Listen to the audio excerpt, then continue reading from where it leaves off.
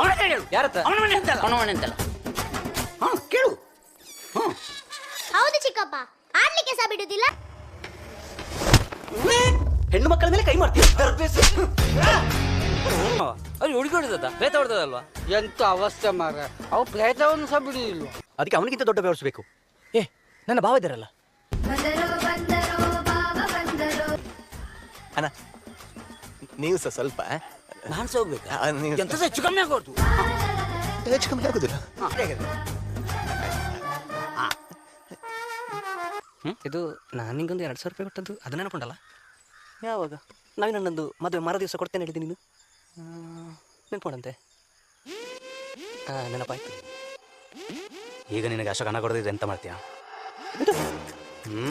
ಅವ ಹಣ ಕೊಡದಿದ್ರೆ ಎಂತ ಮಾಡ್ತೀಯಾ? ಅಶೋಕ